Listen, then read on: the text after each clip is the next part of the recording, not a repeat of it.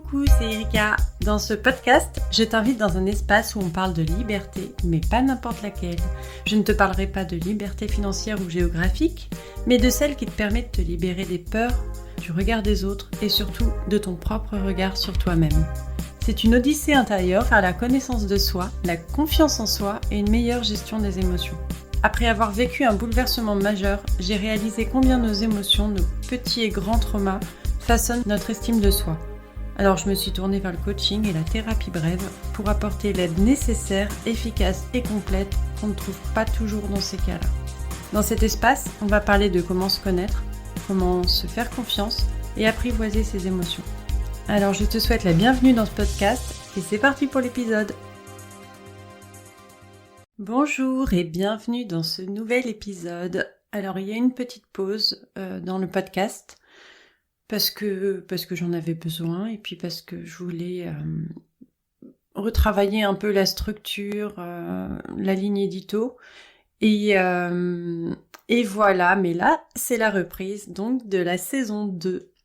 Alors si t'es là après tout ce temps, je te remercie pour ta fidélité, pour ta patience et j'espère que tu es heureuse de me retrouver.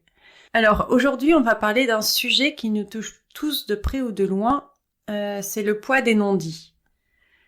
Pourquoi est-ce qu'on hésite tant à parler de ce qui nous pèse ? Pourquoi on garde parfois des histoires enfouies si profondément qu'elles finissent par devenir une partie de nous, qui est impalpable, mais pourtant très lourde. Alors bien sûr, on a tous nos raisons, que ce soit la peur d'être jugé, la peur de réveiller des émotions qui sont endormies, ou juste simplement cette vieille habitude de penser qu'il vaut mieux garder certaines choses pour soi. Mais dans cet épisode, on va briser ce tabou. On va parler de l'importance de parler, de partager nos histoires, non seulement pour se libérer d'un poids, mais aussi pour découvrir que dans cette vulnérabilité, il y a quand même une force qui est énorme. Partager ses pensées, ses poids, son vécu, c'est comme ouvrir une fenêtre. Ça fait circuler l'air et ça apporte un peu de lumière là où on en avait besoin. Quand j'étais petite, j'ai vécu des choses pas cool.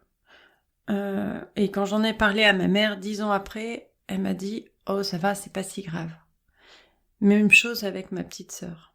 Alors oui, ça fait mal. Ça fait mal quand ta figure d'attachement minimise ce que tu as vécu.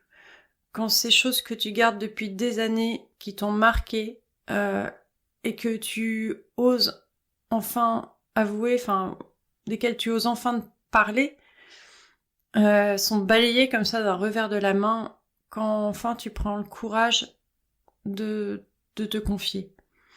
Et ça m'a bloqué pas mal de temps.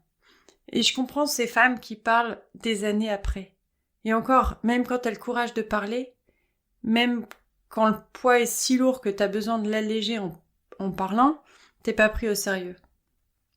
Et j'ai beaucoup réfléchi à cette réaction de ma mère.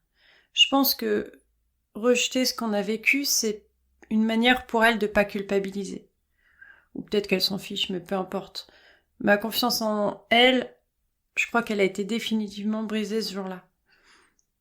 Et bref, tout ça pour dire que oui, parler, ça fait peur. Mais mon grand-père a été le premier à me prendre au sérieux, à prendre les mesures nécessaires pour que je me sente protégée, et j'ai une gratitude infinie pour ça. Mon grand-père, c'était plus qu'un père pour moi. Et voilà, choisir à qui on peut parler, trouver la bonne personne, ça fait tellement du bien. Et c'est là qu'on touche du doigt un point hyper important, c'est pourquoi on choisit souvent de rester silencieux.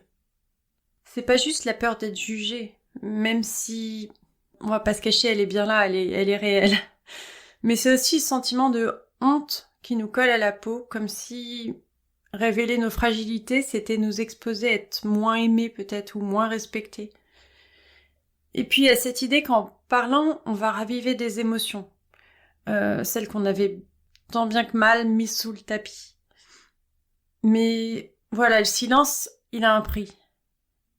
Et ce prix, c'est souvent notre santé mentale qui le paie. Garder tout ça pour toi, ça pèse, ça étouffe. Et puis, un jour, il peut y avoir un nouvel événement qui va faire que tout explose. Ça peut nous mener à se sentir seul même au milieu d'une foule. Parfois, ça se transforme en anxiété, en dépression, parce qu'on n'a pas donné de voix à notre douleur, parce qu'on n'a pas laissé sortir ce qui nous empoisonne de l'intérieur. Et parfois même, ça va jusqu'à nous rendre malades. Je suis persuadée que, je dis pas toutes évidemment, il y a énormément de facteurs qui entrent en jeu, mais qu'il y a des personnes, ces personnes atteintes d'un cancer suite à une douleur, à la non-écoute de soi, ou des émotions qui ont été mises de côté, j'en connais au moins 2. Une qui a passé sa vie à se mettre de côté, à vivre uniquement pour son travail, à faire des horaires pas possibles, à s'ignorer totalement. Et l'autre qui a eu un mari atteint d'Alzheimer, elle s'en est occupée jusqu'au bout, elle s'est toujours fait passer au dernier plan, sans écouter les signaux de son corps. Les émotions qui sont refoulées, les sentiments qu'on cache ou qu'on nie, elles peuvent avoir un impact énorme sur notre bien-être physique. J'ai vu qu'il y a des études récentes qui commencent à dévoiler comment le stress émotionnel chronique, résultant notamment de ces émotions refoulées, pouvait jouer un rôle dans le développement et la progression du cancer. Ce stress, en fait, de ce qu'explique l'étude, c'est qu'il peut changer l'environnement autour des cellules, ce qui aide le cancer à grandir. Par exemple, ça rend le système immunitaire moins fort et causer l'inflammation. Alors les recherches sont encore en cours, mais ces découvertes, elles mettent quand même en évidence l'importance de gérer nos émotions, d'apprendre à mieux gérer son stress pour maintenir non seulement notre santé mentale, mais aussi notre santé physique. Si vous voulez, je vous mettrai un lien vers l'article en description de l'épisode. Et puis, il y a aussi l'impact sur nos relations. Comment on peut bâtir quelque chose de solide, de vrai, si on montre pas, si on partage pas qui on est, avec nos cicatrices et nos peurs. Les non-dits, ça crée des distances invisibles, impalpables, mais bien réelles entre les gens. On se retrouve à vivre à côté de ceux qu'on aime plutôt qu'avec eux. Alors oui, parler c'est risqué, mais je suis pas sûre que le silence soit beaucoup mieux. Mon grand-père m'a montré qu'avoir quelqu'un qui écoute, quelqu'un qui prend en compte tes ressentis, tes peurs, vraiment ça peut tout changer. Ça m'a donné la force de chercher cette oreille bienveillante ailleurs quand il était plus là. De continuer à partager, à me libérer un peu de ce poids que je portais. Et quand on le fait, on réalise une chose, c'est qu'on n'est pas seul. On se rend compte que d'autres ont traversé des épreuves similaires. Et je trouve que c'est dans cette connexion humaine que la guérison peut vraiment commencer. Mais tu te demandes peut-être pourquoi c'est si libérateur de parler. Je pense qu'en donnant une voix à ces histoires, on les libère d'une certaine façon de leur emprise sur nous. C'est comme si on les mettait un peu à l'extérieur, en dehors de nous.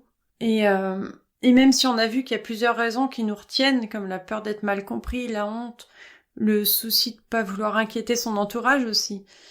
Et pour moi, la plus forte, c'était la crainte de perdre le contrôle sur mes émotions. Mais ces sentiments, ils sont normaux. Mais les ignorer, on s'enferme en fait dans une solitude qui est inutile. Ce qu'on partage, comment on le partage, et avec qui on décide de le faire, tout ça, ça a un impact sur nos vies. Parler, c'est pas juste mettre des mots sur des sensations ou sur des événements. C'est aussi guérir. C'est un pas vers la compréhension de soi, un pas vers l'acceptation. Et trouver la bonne personne pour partager, ça peut tout changer. Ça peut être un ami, une personne de la famille, un thérapeute. En fait, l'important, c'est de se sentir écouté et compris sans jugement. Et parler, ça tisse des liens, ça crée des ponts entre nos expériences et celles des autres. Je sais pas si je t'ai déjà raconté, mais par exemple, ma psy, il y a un lien qui s'est créé très fort entre nous et on est devenus amis, en fait, après. Parce que, au-delà du lien thérapeutique, il y a quelque chose qui s'est créé très vite entre nous. Je pense que, comme beaucoup, il y a quand on est face à quelqu'un et qu'on se reconnaît un peu dans cette personne, il y a forcément un lien qui se crée aussi. Par exemple, combien de fois, après avoir partagé quelque chose qui était vraiment personnel, t'as entendu, moi aussi je suis passée par là, ou je l'ai vécu. Et ces moments-là, ils nous rappellent qu'au fond, nos histoires, elles résonnent avec celles des autres. Et que voilà, le partage, ça peut apporter du soutien, de la compréhension, mais aussi de l'empathie. Et l'empathie, ça crée des liens. Et choisir les bonnes personnes à qui parler, ceux qui écoutent vraiment, ceux qui comprennent, Et ceux qui peuvent nous aider à y voir plus clair, ça fait tellement du bien. Tellement. Chacun de nous a son lot de non-dits, de peurs, de douleurs. Et briser le silence, c'est hyper courageux. C'est pas une démonstration de faiblesse, c'est une démonstration de force. C'est dire, je mérite d'être entendu, je mérite de guérir. Et cette première étape, aussi petite soit-elle, peut transformer ta vie. Alors je te propose de prendre un moment cette semaine pour réfléchir à ce que tu aimerais partager. Même si c'est juste l'écrire dans une lettre, ou dans un journal, ou envoyer un email, que ce soit à moi ou à quelqu'un d'autre. Dans tous les cas, trouve cette personne de confiance, celle qui saura t'écouter sans juger. Voilà, cet épisode était un peu difficile pour moi, mais je trouvais ça important de le partager parce qu'on garde trop de choses à l'intérieur de nous. Et ça s'accumule, et un jour ça explose. Quelle que soit la façon dont ça explose, mais ça explose. On a parlé du poids du non-dit, de la peur du jugement, de l'importance de trouver la bonne oreille. On a vu que partager, c'est pas juste se libérer d'un poids, mais c'est aussi se connecter à soi et aux autres. Alors garder le silence, ça peut sembler plus facile à court terme, mais à long terme, ça coûte très cher.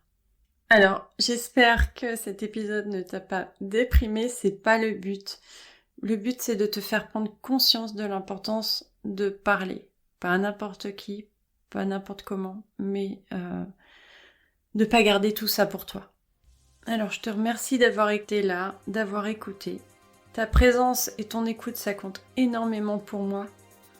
N'hésite pas à m'envoyer un petit message ou à me laisser un commentaire, que ce soit sur ta plateforme d'écoute si c'est possible, ou sur Instagram ou par email. Mais voilà, je sais pas comment tu vas recevoir cet épisode. J'espère bien. J'espère d'une bonne façon. Alors prends soin de toi. T'as le droit d'être entendu, de guérir et de te libérer. Je t'embrasse. À la semaine prochaine.